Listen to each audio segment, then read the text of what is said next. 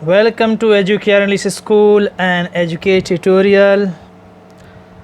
उम्मीद करता हूँ कि सारे बच्चे बहुत अच्छे से होंगे आप अपने घर पे।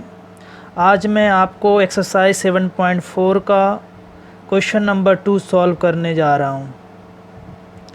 बच्चों, आपके बुक में एक्सरसाइज की जगह पे प्रैक्टिस सेट लिखा होगा, तो कोई प्रॉब्लम नहीं है। एक्सरसाइज भी उसी को बोलते हैं, प्रैक्टिस सेट भी उसी को बोलते हैं, तो आप कन्फ्यूज़ मत होना।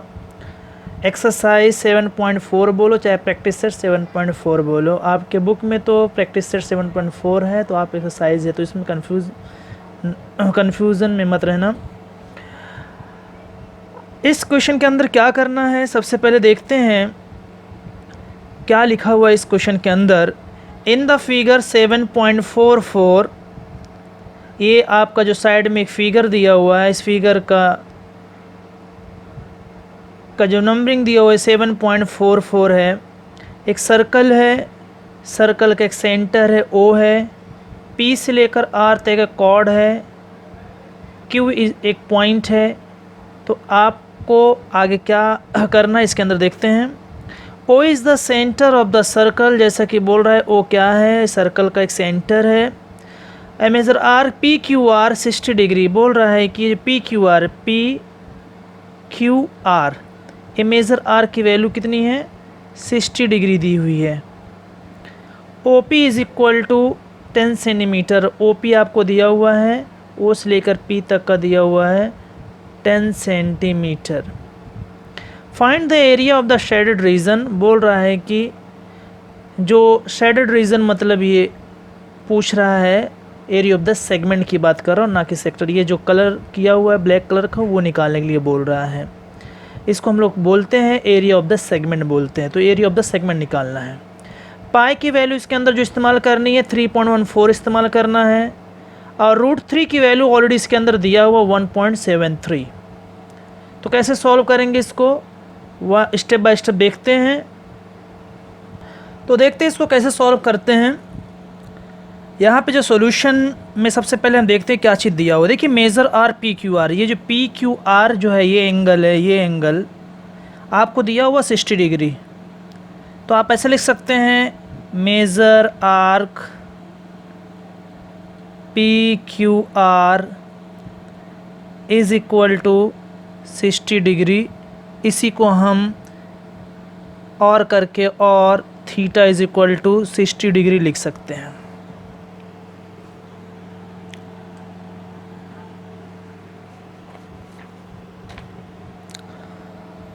इसके बाद इसका जो रेडियस दिया हुआ है हम यहाँ पे R लिख सकते हैं, R is equal to 10 centimetre. और आपको फाइंड करना शेडेड रीजन मतलब एरिया ऑफ द सेगमेंट निकालना है। पहले हम यहाँ पाई की वैल्यू यहाँ पे दी हुई है, तो मैं यहाँ पे नहीं लिख रहा हूँ क्योंकि ऑलरेडी इधर दिया हुआ है, √3 की वैल्यू भी दी। हम डायरेक्ट यहाँ पे सॉल्यूशन के बाद हम डायरेक्ट फार्मूले पे आते हैं। हम यहाँ पे फार्मूले पे आते हैं तो निकालना क्या अपने को, area of shaded region, area of the shaded region is equal to, देखिए area of the shaded reason है जस्ट लाइक क्या है ये, आप फिर एक बार देख लीजिए। एक्चुअली मैं बार बार बोल, ये एरिया ऑफ द सेगमेंट निकालना है, सेगमेंट निकाला, ये जो ब्लैक कलर से दिख रहा है आपको, ये एरिया ऑफ द सेगमेंट, इसका निकालना है। इज़ इक्वल टू, इसका जो फॉर्मूला आपको बताया था पहले लेक्चर में, कल भी एक प्रॉब्लम सॉल्व किया था एक्सरसाइज 7.4 का जो क्वेश्चन नंबर फर्स्ट था, उसके अंदर R², इसके बाद पाई थीटा, इसका निकालना है। इज़ इक्वल टू, इसका जो फॉर्मूला आपको बताया था पहले लेक्चर में, कल भी एक प्रॉब्लम सॉल्व किया था एक्सरसाइज 7.4 का जो क्वेश्चन नंबर फर्स्ट था, उसके अंदर R², इसके बाद pi theta upon 360 minus sine theta upon 2, ये इसका फॉर्मूला है। अब इसके अंदर हम R की जगह पे R की वैल्यू रखेंगे, ध्यान से देखना। R की जो वैल्यू है 10 सेंटीमीटर, तो यहाँ लिखेंगे 10 का स्क्वायर ब्रैकेट पाई की वैल्यू लेने के लिए क्या बोला 3.14, इसलिए हम यहाँ पे 3.14 इंटू थीटा की वैल्यू जो इस्तेमाल करनी है वो है आपका 60/360 माइनस साइन 60 डिग्री अपॉन 2। अब यहाँ पे ऐसा लिख सकते हैं 10 का स्क्वायर अगर करेंगे तो आपका आ जाएगा 100, 10 10 ज़ा 100। यहाँ पे ध्यान दो, यहाँ पे 0 यहाँ पे 0 है, कैंसिल हो गया। 6 का टेबल 36 में कितनी बार जाएगा, 6 6 ज़ा 30, तो ये 6 से 36 कटा 6 आया, क्योंकि ऊपर नीचे है तो ये डिवाइड कर रहे हैं आपस में। तो क्या बचा अपने पास 3.14 अपॉन 6 माइनस, अब यहाँ पे देखिए साइन 60, मैंने बोला था कि मैं ये सब के बारे में आपको एक चैप्टर जिसका नाम है ट्रिग्नोमेट्रिक चैप्टर, उसके अंदर मैं आपको बताऊंगा कि साइन 60 की वैल्यू कितनी होती है, कॉस की वैल्यू कितनी होती है, टेन की वैल्यू कितनी होगी। फिलहाल जो साइन 60 की वैल्यू होती है यहाँ पे लिख दे रहा हूँ मैं, साइन 60 इज इक्वल टू होता है √3/2, √3/2। तो यहाँ पे साइन 60 की वैल्यू रखेंगे √3/2 अपॉन 2। फिर यहाँ पे एक स्टेप नीचे आएंगे, 100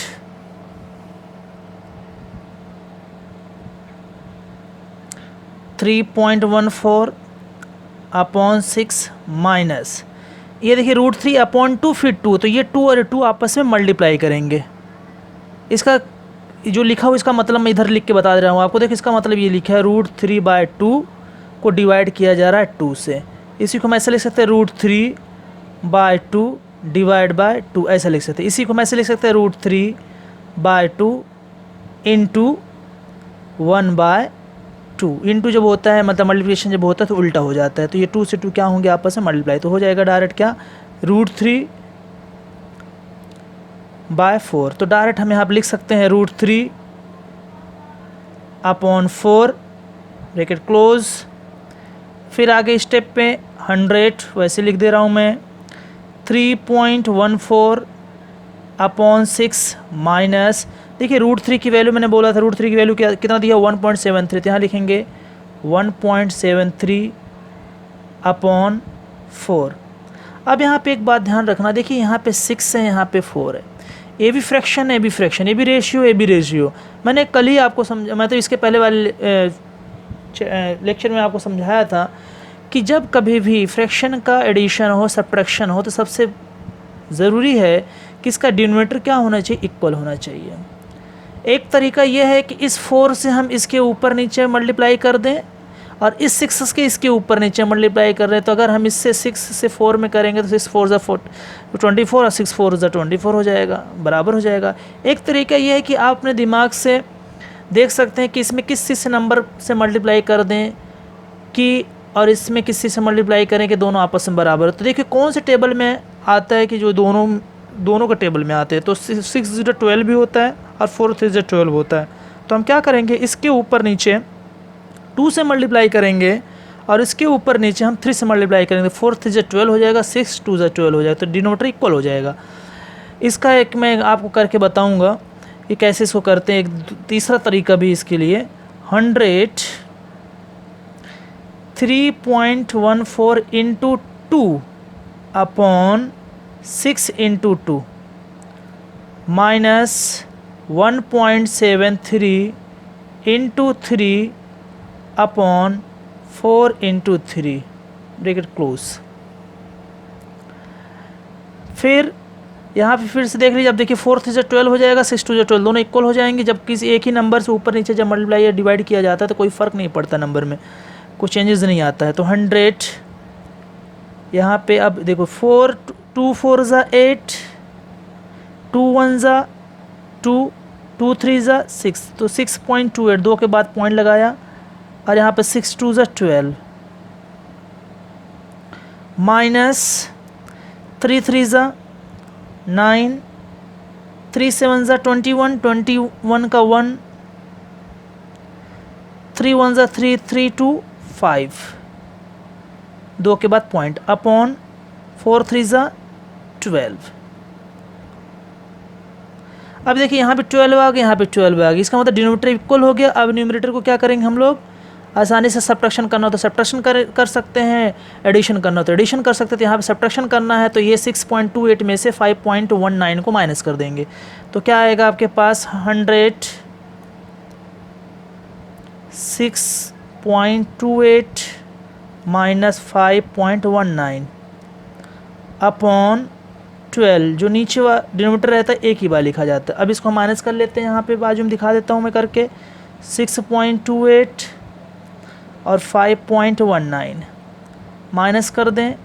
अब देखिए 8 में से 9 नहीं जाएगा, बाजू में से कैरी लेंगे तो 18 हो जाए, 18 में से 9 गया 9। अब यहाँ बचा 1, 1 में से 1 गया 0, पॉइंट लगाए, और यहाँ पे 6 में से 5 गया 1, तो 1.09। तो यहाँ पे लिखते हैं हम 100 और अंदर आया अपने पास 1.09 अपॉन 12। इसके बाद देखते हैं 100 से जब किसी भी नंबर में मल्टीप्लाई करते हैं, अगर पॉइंट है तो पॉइंट 2 आगे शिफ्ट हो जाता है, मतलब ये पॉइंट यहाँ पे चला जाएगा। तो क्या बचेगा आपके पास, ये बन जाएगा आपका, जब इसका मल्टीप्लाई कर देंगे तो 109 अपॉन 12 हो जाएगा। आप अगर यहाँ पे करके देखना चाहते हैं तो करके दिखा देता हूँ। 1.09 है, हम 100 से मल्टीप्लाई कर रहे हैं तो ये तो 0 0 है, 199 आ जाएगा, 100 आ जाएगा, 1 1 1 है, 2 0 को ऐसे यहाँ पर उतार सकते हैं। 2 के बाद पॉइंट लगाना है तो 2 के बाद पॉइंट लगा दिए यहाँ पे, तो 109 आ गया। अब इसको हम क्या करते हैं, 12 से 109 में 109 को हम डिवाइड करते हैं, तो 12 9 ज़ा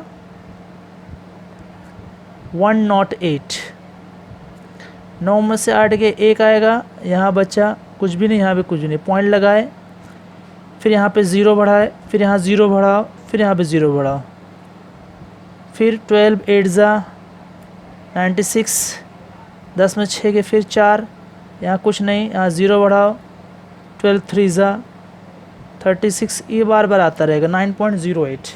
तो इसका आंसर जो आएगा अप्रॉक्सीमेटली 9.08। तो यहाँ पे आ गया क्या, 9.08 आपका आंसर है area of the shaded region. यहाँ पे लिख सकता हूँ मैं, area of the shaded region is equal to 9.8 centimetre square approximately है ये। इसको मैं बॉक्स में कर देता हूँ इससे आपको। तो इस तरीके से ये क्वेश्चन नंबर 2 एक्सरसाइज 7.4 बोलो या प्रैक्टिस सेट 7.4 का सॉल्व हुआ। उम्मीद करता हूँ बच्चों आप लोग प्रैक्टिस कर रहे होंगे, और ऊपर वाले से दुआ करूँगा कि आप लोग अच्छे से प्रैक्टिस करें और मन लगाए पढ़ने में। आप पढ़ते रहेंगे तो आपका प्रैक्टिस होता रहेगा। Thank you.